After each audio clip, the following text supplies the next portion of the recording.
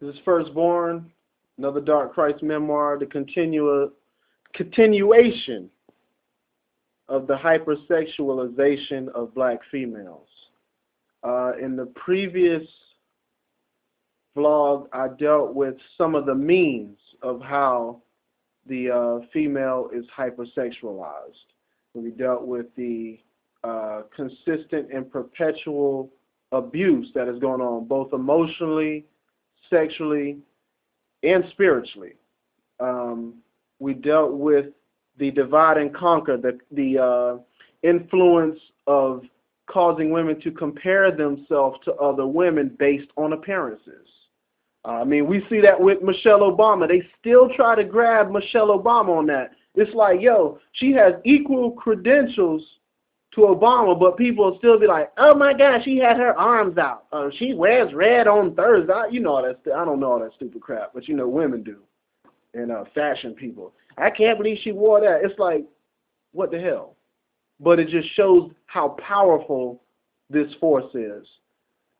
We dealt with that, and we dealt with society through media, the hypersexualization of women through commercialization, and through religion, which I call the fourth wing, which is basically the docilization of women through hypersexualization, to teach them that there's some kind of holy hypersexual object.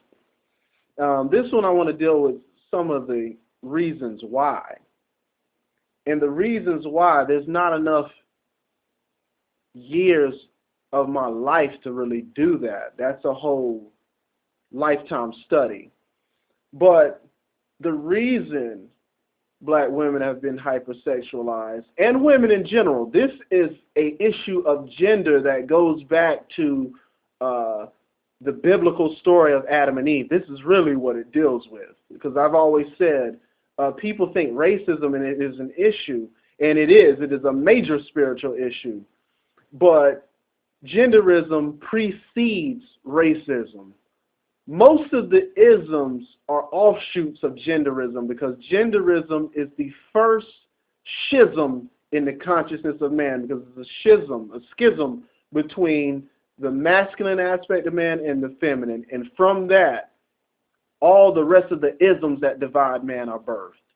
So that leads me into the reason of why women have been hypersexualized and why black women have been hypersexualized. And it goes back to this.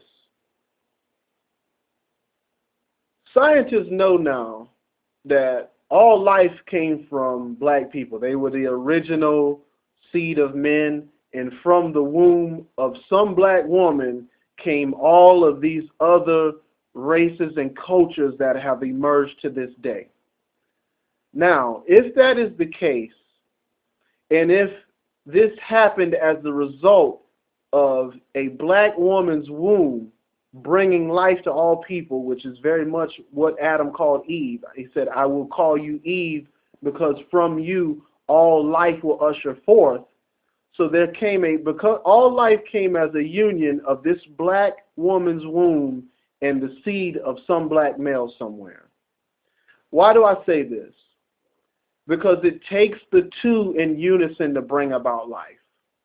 But if one, out of selfishness, if any male or group of male or race of males in the earth sought to overthrow that balance and attempt to rule the earth selfishly, the first thing he would have to do is dehumanize the womb from which all life enters into the earth. Why? Because it represents something spiritual. If you are hypersexualizing the black female's womb, then you are hypersexualizing the source of all life, and you are hypersexualizing the feminine aspect of all women in the entire earth. You see, because this is what it represents spiritually. So if you deal with this one group, it's like if you oppress a mother. If you oppress a mother, you already have oppressed the whole household. This is symbolic of what it represents spiritually. The mother was oppressed so that the male could try to rule the whole house. Because if you oppress the woman, you oppress the whole household.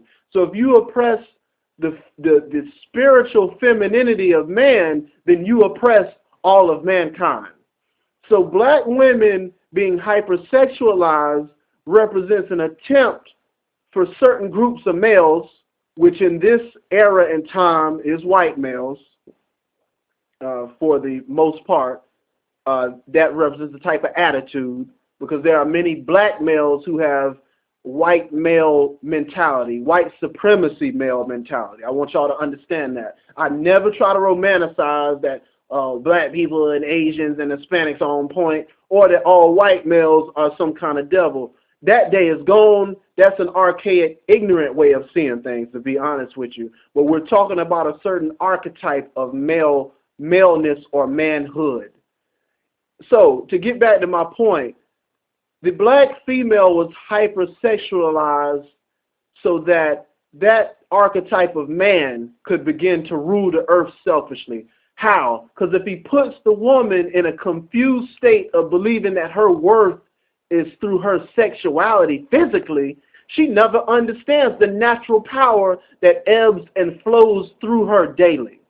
Do you see what I'm saying? Because the greatest power of the hypersexualization of the black woman is that it puts her in a state of confusion. Why? Because you don't outright lie and say you only worth something to me sexually. No, you put that out subliminally while you say be a nice girl, be a good girl, don't sleep with someone before marriage, always act nice, get degrees, get education. So what happens is the confusion in the woman is that she goes and does everything that society tells her to do surfacely, and she even tries to have a little self-esteem about it. But because subconsciously and subliminally she is constantly being valued because of her sexuality as a sexual object, she is always internally gravitating to things that affirm that. You see? And that's why a lot of so-called good brothers get mad, because they're trying to respect the woman, the aspect, the essence of the woman, her character, her personality. Guess what? Subconsciously, she don't even know how to recognize that. Why? Because the male-run society is putting out subliminally and now more openly these images and influences of the woman's self-worth being in hypersexuality.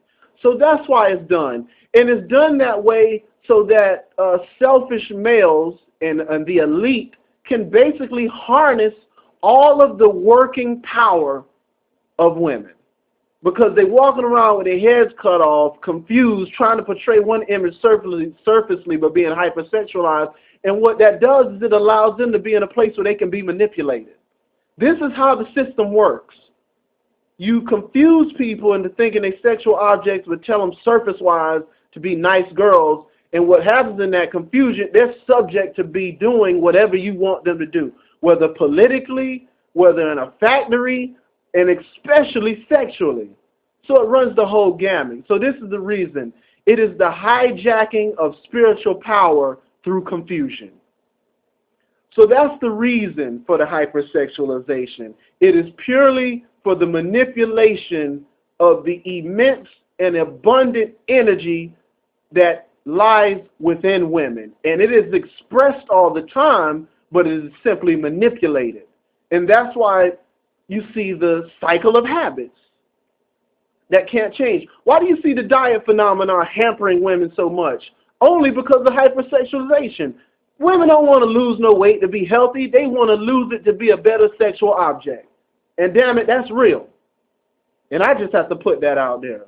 So I just want to put that out there. Why is it a new weight loss thing every time? Not because mother's trying to put something out there to help women, because they're trying to manipulate the energy in women for selfish gain, for males who want to keep the world under the dominion of materialization and capitalism.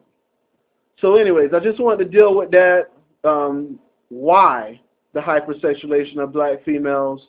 And in the next one, I'm going to deal with why it was allowed and the ultimate purpose.